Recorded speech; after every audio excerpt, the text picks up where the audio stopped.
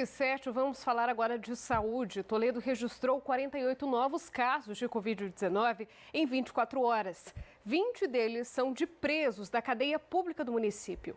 Após a confirmação dos exames feitos pela Secretaria de Saúde, os detentos foram transferidos e a cadeia isolada. A situação, é claro, acende um alerta para as outras unidades prisionais do estado, inclusive do Oeste, como é o caso de Cascavel. Nós vamos conversar ao vivo com Luciano Neves, que está com o diretor da Associação Paranaense dos Advogados Criminalistas. Luciano, é preciso sim a gente se preocupar com esses dados? Boa tarde para você.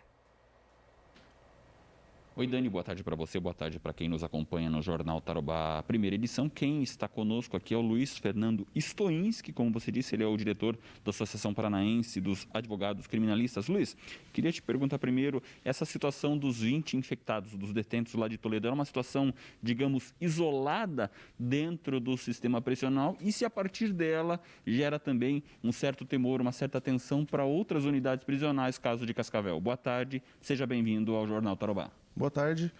Isso, a princípio a informação com relação a esses 20 detentos, essa infecção de detentos por conta do novo coronavírus, em Toledo é um caso isolado, não se tem notícia de que em outras unidades aconteça a mesma coisa, ou tenha casos de confirmação em outras unidades, né? Então é uma situação excepcional, isolada, e que, ao que parece, as autoridades já estão tomando providências, já estão tendo reuniões, né? Então o DEPEN, Ministério Público, todos os órgãos responsáveis pelo sistema de saúde também já estão atentos e tomando providências.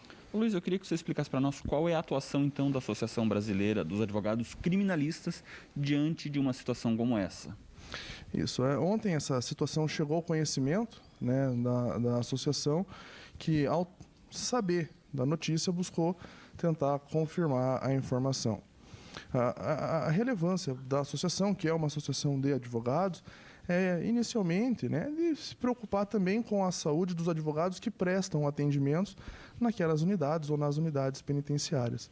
Mas é claro, a associação não é indiferente e também tem uma preocupação muito grande com os agentes que trabalham nessas unidades, com os presos que lá estão e com, né, a melhor regularidade de todo o sistema, principalmente num período de pandemia como a gente está vivendo hoje. Preservar esse universo do sistema prisional é responsabilidade da Secretaria de Segurança Pública e também do DEPEN?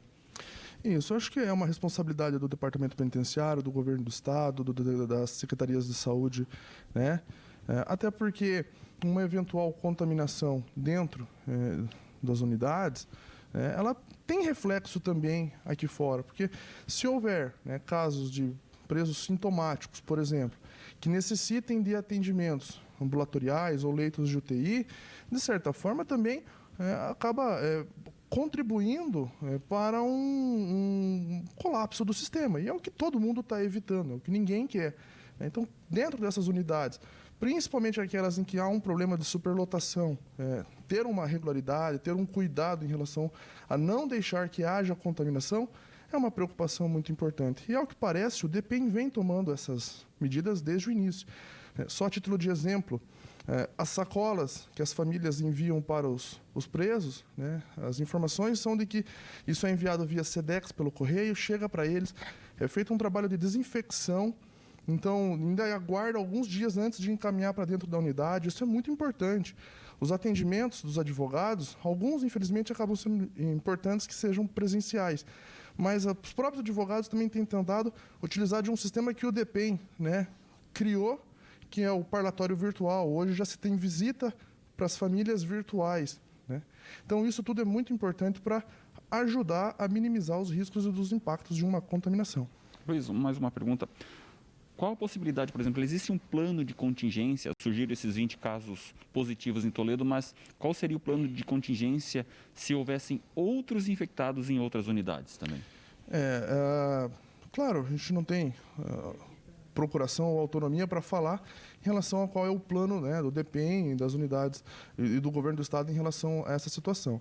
Mas as informações, e a gente trabalha em conjunto, né, o DEPEN tem sido muito parceiro da OAB, das associações de advogados, em prestar informações, em receber informações também, e ao que parece há uma tentativa de criação de uma unidade, né, de quarentena para que seja, então, esses casos sejam encaminhados para uma unidade própria. Bom, muito obrigado pela tua entrevista, Luiz Fernando.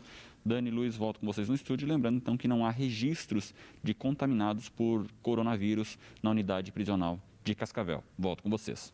Tá certo, Luciano. Muito obrigada por trazer mais detalhes para a gente. Nós, inclusive, tentamos uma entrevista com o Departamento Penitenciário aqui da região de Cascavel, região oeste, mas eles informaram que essas informações seriam repassadas apenas pela capital Curitiba, apenas pela sede do Departamento Penitenciário. Por meio de nota, o DPEM informou que todas as medidas estão sendo tomadas na cidade de Toledo.